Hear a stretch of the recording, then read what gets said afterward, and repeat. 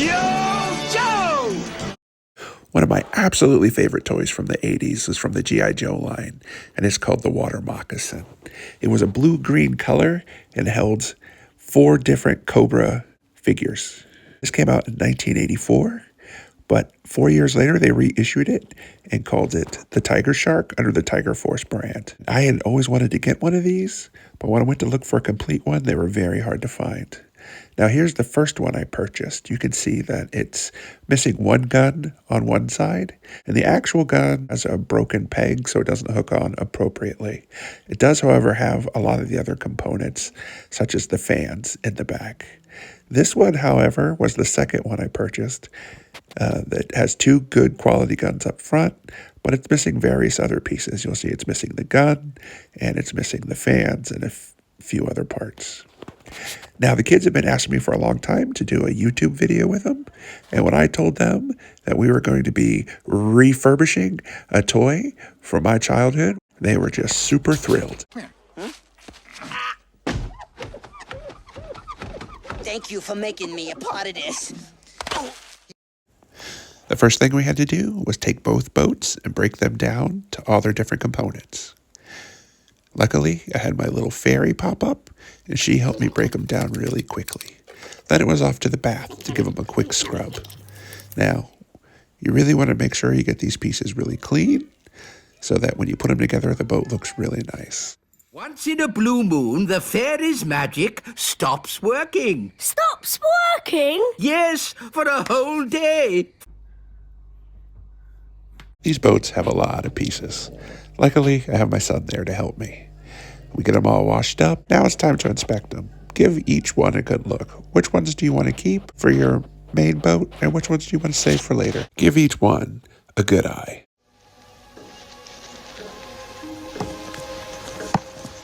So we're going to look at each piece. We're going to put the ones to the side that we definitely want to keep for the boat that we're restoring.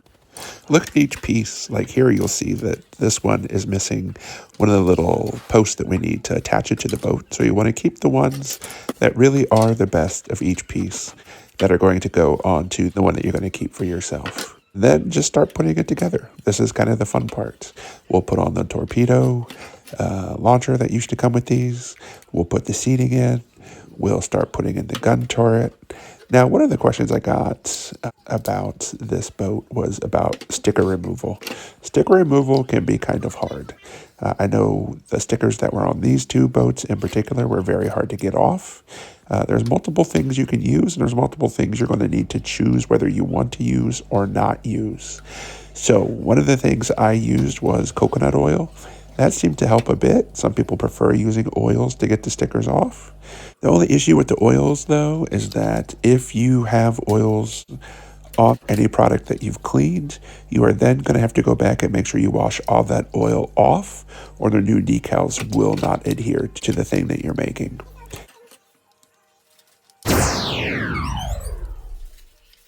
The other issue that you may run into with oils, some people tend to rub oil into an entire plastic toy because it does make it look shinier and newer. The only problem is that this can affect the plastic. It will also encourage dust and other things to stick to whatever toy you have placed this oil on. It was at this moment that he knew. He f***ed up. Sometimes when you're building these things, you'll realize that maybe you missed a step or you did something wrong, but it's okay. A lot of times it's just a quick fix. Here I just bopped it back apart, slid the windshield right in, and put it right back together. No problem. This is a good reminder for when you're doing these kind of projects that anytime you feel like you're having to force a piece in, that you may need to take a look at what you're doing. Even though I had one of these toys for a very long time and played with it every day, It was at this moment that he knew. He f***ed up. I tended to forget a few things.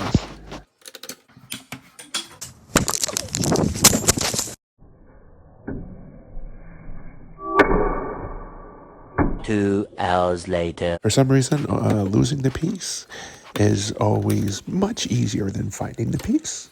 I was able to locate it and find it and put it back on. One of the things you want to remember when you're putting on these little fan vanes is you want to squish the circle in. Otherwise, you're going to risk breaking those fans that are on the back. And you really don't want that to happen because those are very hard to replace. Next up comes the decals. I was able to find these decals at toyhacks.com. They are not a sponsor, as you'll probably realize when I talk smack about them later. One of the things you'll notice with this pack is you have the choice to have the American flag down here, or they also give you the choice to have the Canadian flag. If you can't tell by the accent, maybe you can tell by the actual theme song of G.I. Joe that... G.I. Joe, American hero. G.I. Joe is there. G.I. Joe is the code name for America's daring, highly trained Special Mission Force. Now, where to place these stickers was a challenge. Luckily, I found 3djoes.com. They had a lot of good information and pictures about where the stickers were originally meant to go. Here you can see I have started putting on one of the sides. I am a real stickler when it comes to my decals. I think it may be because my brother always used to put them on and he never got them right. When you're putting these on, you go and make sure you rub them in all the nooks and crannies, getting all the air bubbles out. As I said, sometimes I'm a stickler. You'll see I am actually taking this off as I've realized that the teeth do align with the bottom of the boat. I am then reapplying it, and it seems to be sticking really well, even for pulling it off and putting it back on the second time.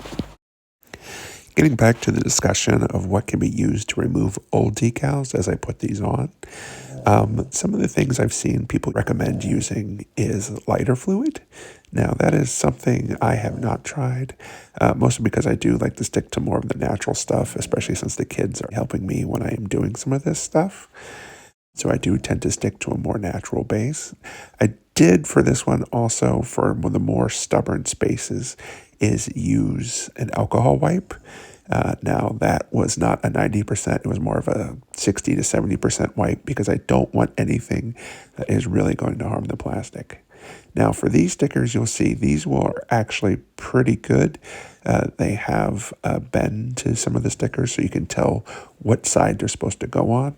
So don't be scared to look at the stickers and see where there may be a place for them already designed to go. So here is my only criticism of the decals that I received. They do tend to be on the thicker side, which is fair enough. That does make them quite a bit more durable. The only problem is that they are really hard to remove from the sheet itself, as I am getting ready to find out. Now, every sticker was pretty hard to remove. I did use my razor knife for some points. Now, maybe if I was Bob Ross, I would have just thought, this isn't that big of a deal. You know, maybe... We don't make mistakes. We have happy accidents. However, that was not my response with these $20 decals. My response was one more of...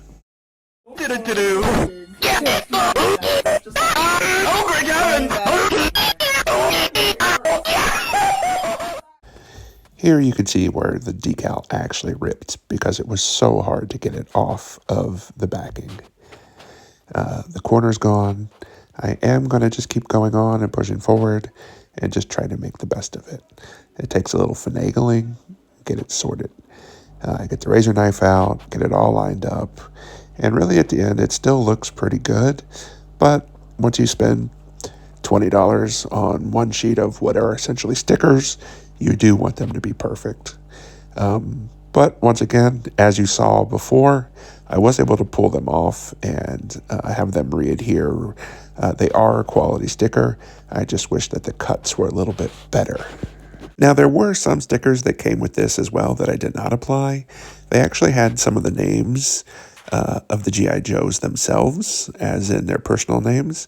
Now, when this boat came out in 1988, it actually did not come with any characters, so I saw no point in adding any of their names to the boat itself. Unlike the one that came out in 84, who came with the Copperhead airboat driver figure, this one did not really seem to have any decals for the window. Now, if you remember the original water moccasin, it did have some. It actually had hash marks for the number of kills he had and was really one of the things that made it kind of a cool boat. But these stickers are actually making this boat look really, really nice. You can see I have a little bit of an OCD problem when it comes to these decals. I am making sure they're absolutely perfect. This is driving my children absolutely insane, sitting there watching me fiddle with these little stickers while they make a recording. Never gives up, he'll stay till the fight's won. G.I. Joe will dare. G.I. Joe, American hero. G.I. Joe. Gentlemen, behold!